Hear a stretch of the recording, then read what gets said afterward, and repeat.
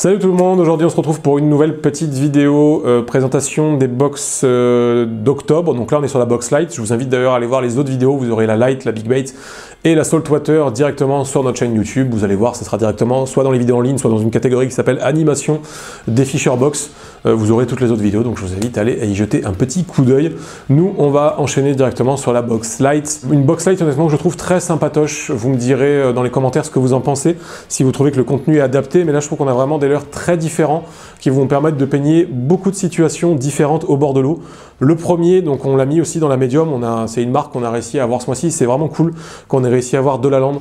Pour moi, déjà c'est quand même une marque qui est française et je trouve que ça représente, beaucoup de monde connaît de la lande, c'est quand même une marque qui est très mainstream, si je puis me permettre de dire ce mot-là, en gros voilà, que tout le monde connaît, qui a beaucoup de leurres accessibles, c'est une marque en plus qui est très typée accessible au niveau des prix, mais les produits sont vraiment super cool, on est vraiment content d'avoir pu mettre de la lande. Moi personnellement je trouve que c'est vraiment une marque très sympathique. Donc le premier produit c'était le Sandra en 7 cm. Le Sandra, c'est le leurre classique, le leurre passe-partout, c'est un grub à avoir dans sa boîte. Je pense que beaucoup de pêcheurs ont commencé à pêcher avec du de la lande et particulièrement avec du Sandra. Ça reste un leurre de base qui vous permettra de prendre un petit peu tout. Donc là, perche, chevenne, black bass, vous pourrez prendre de tout. Deuxième produit, c'est tout simplement le Skeleton, donc toujours de chez Delaland, pareil. Je pense que ça fait partie des leurres les plus connus avec le Sandra. Donc le Skeleton, ça porte bien son nom, en gros ça a une forme un peu squelettique, je pense que vous voyez, un corps très annelé, qui permettra d'ailleurs, si vous êtes ce type de personne-là, alors après on va pas lancer le débat attractant ou pas attractant, honnêtement il y en aurait je pense pour 12 heures, mais par contre si vous voulez mettre de l'attractant, l'avantage si vous mettez du gel, c'est que le gel vous allez pouvoir le mettre au niveau des annelures et ça va vraiment retenir l'attractant, donc généralement c'est fait pour ça et ça va lui donner une nage un petit peu aussi spécifique. Skeleton qui permettra pareil de prendre perche, chevenne, black bass, un petit peu tout, même du sand.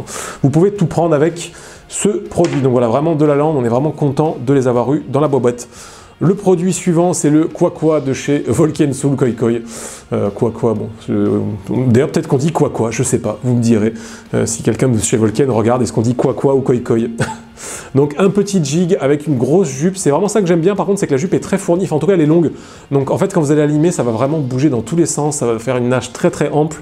Et ça je trouve ça vraiment cool. En plus c'est un rubber jig, donc vous avez la petite borbosse dessus qui est pas très épaisse, mais qui évitera dans certains endroits que vous vous accrochiez, en gros ça vient protéger. Petit plus, sur les jigs, vous pouvez rajouter un petit leurre souple.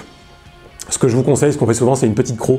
Donc vous pouvez rajouter une petite croc, je sais pas, par exemple de chez Reigns, une petite AX croc en 2 pouces si je dis pas de bêtises, ça ira très bien là-dessus, ou sinon un petit finesse, un petit shad. Mais généralement on va plus mettre finesse, croc, ça ira très bien sur ce type de produit là. Pour la pêche, vous le verrez en deuxième partie, mais c'est vraiment très ciblé perche sur la perche, je trouve ça vraiment super cool. Le produit suivant, alors la saison commence à se terminer, mais il y a encore moyen de faire du poisson sur ce type de produit-là. C'est le petit Poppy 50 de chez Volken. Donc c'est un popper de petite taille qui va se destiner principalement à la pêche de la perche et du chevenne. On est en octobre. Les eaux commencent à refroidir, mais sont quand même encore relativement chaudes. Et surtout, le temps à l'extérieur se refroidit. Donc c'est généralement une très très bonne période tout court pour pêcher.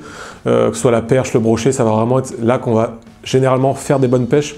Encore une fois, ça dépend où vous habitez, où vous pêchez, comment vous pêchez, mais on va dire en général. Petite particularité, ça c'est cool qu'ils aient mis ça, petite plume à l'arrière, petite plume avec des poils holographiques en gros, des poils holographiques. Je devrais peut-être me mettre ça dans la barbe d'ailleurs. Des petits poils holographiques qui en gros vont rajouter un petit peu d'attractivité, qui généralement on dit que ça permettent de cibler l'attaque, mais de toute manière sur les leurres de surface, la plupart du temps, surtout sur les petits leurres, c'est piqué à l'arrière. Les perches généralement elles viennent par l'arrière et elles prennent le leurre par l'arrière, donc c'est le triple du cul de toute manière qui pique. Mais voilà, un joli petit popper qui j'espère vous permettra de faire des petites perches. Des grosses, pas forcément que des petites. Produit suivant, très sympathique honnêtement, je m'attendais pas, je trouve ça vraiment cool. Petit bug crank, alors ça paye pas vraiment de mine en apparence, donc c'est la marque Swimmy. Sauf qu'en fait on s'est aperçu qu'il était coulant le leurre. Et donc généralement la plupart des petits cranks sont, 90% des crankbaits sont flottants. Et lui en fait le fait qu'il soit coulant, ça va vous permettre de pêcher très lentement, vous le verrez en deuxième partie, de pêcher vraiment très lentement, de le laisser descendre. Et en plus quand il descend, il va tout doucement, il va nager comme ça. Il va faire un tout petit droite-gauche comme ça, tout léger. Et je trouve que c'est vraiment sympa, donc ça va s'adresser aux chevennes et à la perche. Quand vous le ramenez, ça nage juste sous la surface. Dans les endroits où il y a peu de fond, si vous pêchez en petite rivière ou juste au-dessus des herbiers, généralement perche, chevenne, ça devrait vous permettre de prendre du poisson. Et le produit supplémentaire, c'est tout simplement des toutes petites têtes plombées de chez Sakura, les Rune Guard, en 1 g et 2 g si je ne dis pas de bêtises. Normalement, vous avez soit du 1 g, soit du 2 g, donc têtes plombées très légères qui vont vous permettre de pêcher très léger, dans un endroit où il y a très peu de fond, ou vraiment quand vous voulez pêcher rapidement, juste sous la surface. L'hameçon, si je dis pas de bêtises, c'est du taille 2, donc ça ira bien par exemple avec le Sandra, ça ira nickel dessus. Je pense que j'en ai fini pour la première partie de cette box light, et nous on se retrouve directement au bord de l'eau pour la deuxième partie.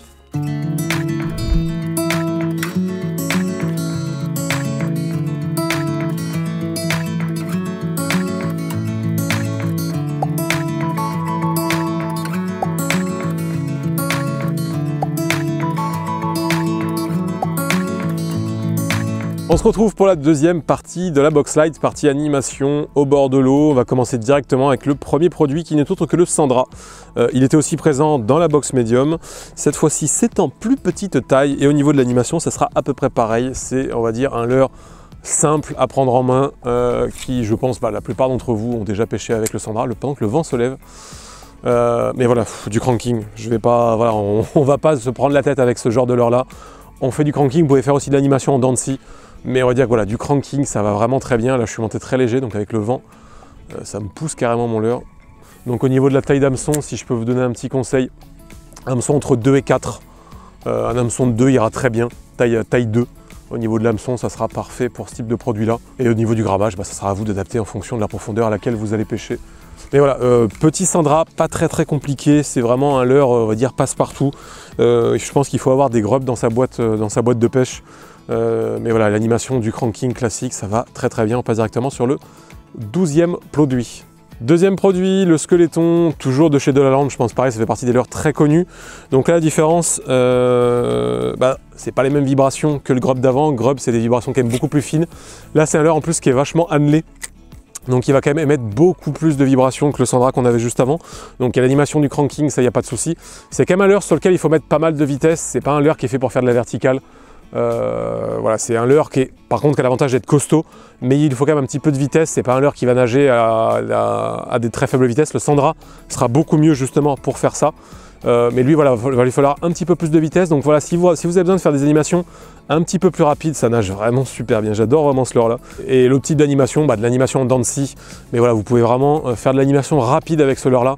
Je pense que ça va plus se destiner à ça, vraiment des animations plus saccadées, plus rapides que le Sandra.